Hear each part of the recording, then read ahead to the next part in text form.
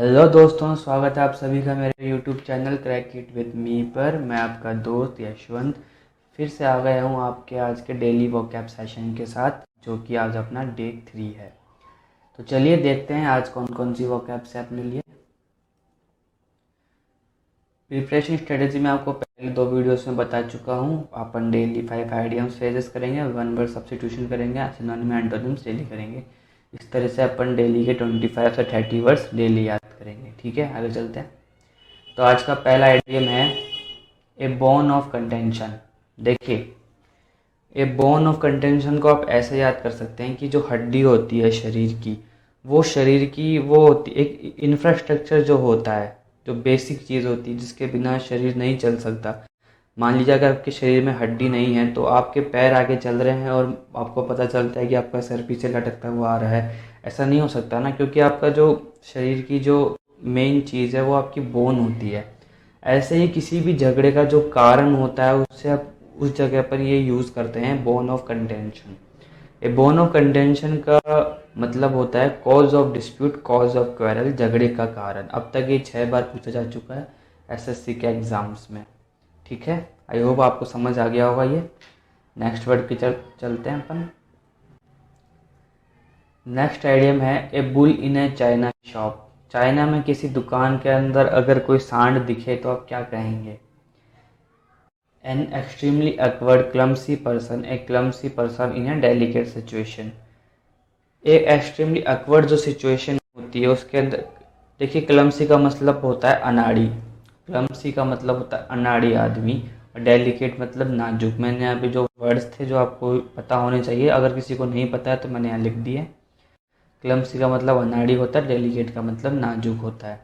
तो इसका आप ऐसा कह सकते हैं कि ऐसी सिचुएशन के अंदर जो कि नाजुक सिचुएशन है उसके अंदर कोई अनाड़ी व्यक्ति देखा जाए तो अपन वहाँ पे आइडियम यूज़ करते हैं bull in A China shop. मतलब ऐसा कोई व्यक्ति जिसकी उस जगह कोई ज़रूरत ना हो और वो वहाँ मौजूद हो, तो अपन ये bull in A China shop use करते हैं उस जगह वो आइडियम। तो ये अब तक 3 बार पूछा जा चुका है, बहुत इंपॉर्टेंट आइडियम है, इसे आप याद कर लीजिएगा। चलिए आगे चलते हैं अपना नेक्स्ट आइडियम की तरफ। ए बर्निंग क्वेश्चन, एक जलता हुआ क्वेश्चन हिंदी में देखा जाए तो। एन इम्पोर्टेंट क्वेश्चन, महत्वपूर्ण प्रश्न जो होता है उसे बर्निंग क्वेश्चन भी कहा जाता है। ये वर्ड आपको न्यूज़ रिपोर्टर्स के मुंह से सुना हुआ हो सकता है कि बर्निंग क्वेश्चन, जो आज का बर्निंग क्वेश्चन क्या है, इम्पोर्टेंट क्वेश्चन क्या है। ठीक है, आगे चलते हैं नेक्स्ट आइडियम की तरफ। नेक्स्ट आइडियम है एक केक वॉक। अब तक 5 बार पूछा जा चुका है। इसका मतलब होता है something very easy, an easy achievement, extremely easy.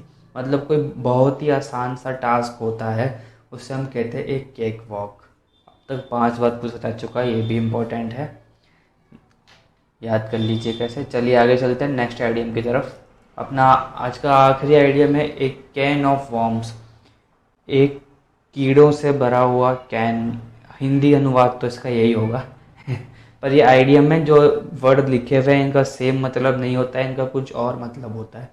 तो देखिए अब तक ये भी 5 बार पूछा जा चुका है। ए कॉम्प्लिकेटेड सिचुएशन और ए प्रॉब्लम। ऑब्वियस सी बात है, अपन इमेजिन कर सकते हैं कि अगर हमारे सामने एक कीड़ों से भरा हुआ डब्बा दिखेगा तो वो बहुत ही ज़्यादा जटिल परिस्थिति हो जाएगी हमारे लिए।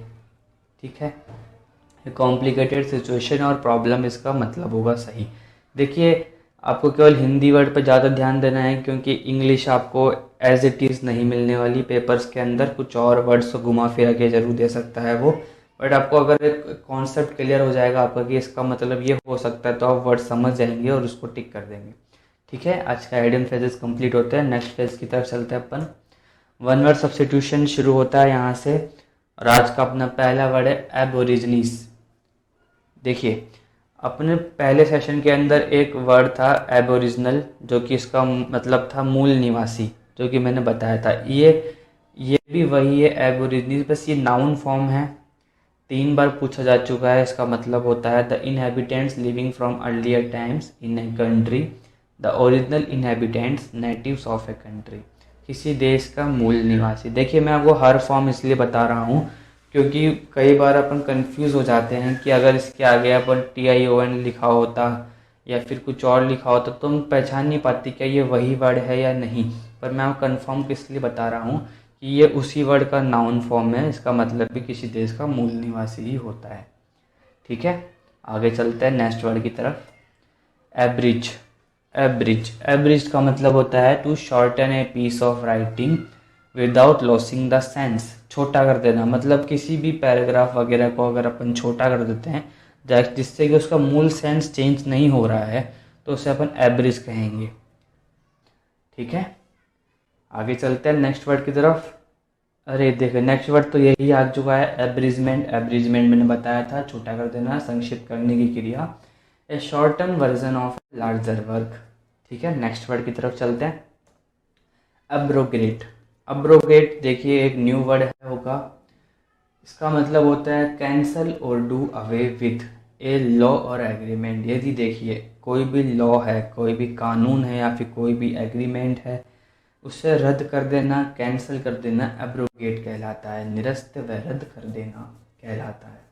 ठीक है, इससे आप ऐसे याद कर सकते हैं कि ए ब्रो जो है वो आपके गेट पे खड़ा है, लेकिन आपने उसका अंदर आना बंद कर रखा है, आपने उसका अंदर आना कैंसिल कर दिया। उसने आपसे परमिशन मांगी अंदर आने की, आपने कर दिया कैंसिल कि एब्रोगेट, भाई तू अंदर नहीं आएगा, एब्रोगेट। ठीक है, समझ गए। आगे चलते हैं। पांचवा वर्ड है अपना एब्सोल्यूशन। एब्सोल्यूशन का मतलब होता है formal forgiveness of a person sin. पाप मुक्ति, मतलब किसी भी व्यक्ति को अगर उसके पापों से अपन मुक्त कर देते हैं, उसे अपन माफ़ कर देते हैं, तो वो उसके लिए एब्सोल्यूशन हो जाएगा। ठीक है, एब्सोल्यूशन उस सेंस में यूज़ किया जाता है। तो आज के अपने वन वर्ड सब्स्टिट्यूशन पाँचों हो गए हैं। आगे चलते हैं सिनोनिम्स की तरफ। पहला सिनोनिम है अपना अबॉर्ट एंड। ये वर्ड आपको पता होगा, अबॉर्ट कर देना, एंड कर देना। अबॉर्ट का मतलब बंद कर देना होता है, और एंड इसका सिनोनिम हो जाएगा। कोई भी वर्ड हो जिसका मतलब इसका सेंस जो है वो बंद करना निकल रहा है, सुनिएगा मेरी बात, कोई भी वर्ड हो जिसका मतलब बंद कर देना निकल रहा है, वो इसके सिनोनिम हो जाएंगे। इस समय मेरे पास थोड़ी डाटा की कमी थी, इस वजह से मैंने सारे वर्ड्स नहीं लिखे हैं, पर नेक्स्ट वीडियो से मैं प्रॉमिस करता हूँ कि मैं आपको सारे वर्ड्स अवेलेबल कराऊंगा जो भी इसके सिनोनिम्स हो सकते हैं अबाउट के, मतलब नेक्स्ट वर्ड्स के।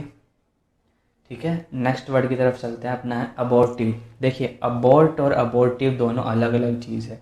अबॉर्ट का मतलब होता है बंद कर देना, लेकिन अबॉर्ट के आगे IVE लगा दिया अपन ने, तो इसका मतलब चेंज हो गया, इसका मतलब हो गया निष्फल, अनसक्सेसफुल। यदि अब अनसक्सेसफुल हो रहे हैं तो अब निष्फल हैं, अबॉर्टिव हैं। देखिए कोई भी वर्ड हो जिसका सेंस अनसक्सेसफुल होना हो रहा हो, वो सभी इसके सिनोनिम्स हो जाएंगे। ठीक है, नेक्स्ट वर्ड की तरफ चलते हैं, अब्रोगेट। देखिए वही वर्ड है जो अभी अपने वन वर्ड सब्स्टिट्यूशन में देखा था, जिसका मतलब था रद्द करना। इससे सिनोनिम हो सकते हैं रिपील, अबॉलिश, और भी वर्ड्स हो सकते हैं जो इसके सिनोनिम होंगे जिनका मतलब रद्द कर देना होगा। ठीक है, नेक्स्ट वर्ड की तरफ चलते हैं।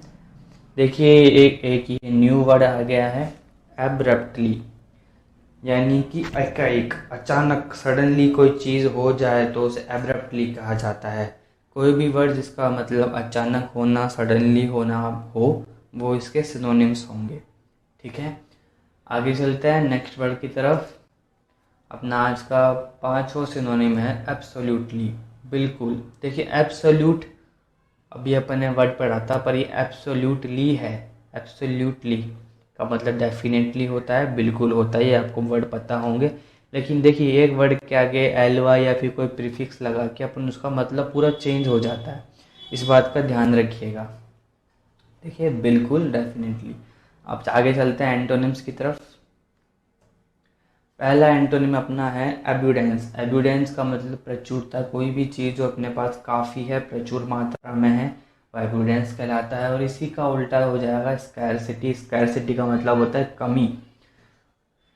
ये दोनों वर्ड्स बहुत कॉमन वर्ड्स है, आपको पता होंगे। नेक्स्ट वर्ड की तरफ चलते हैं, एब्यूसिव।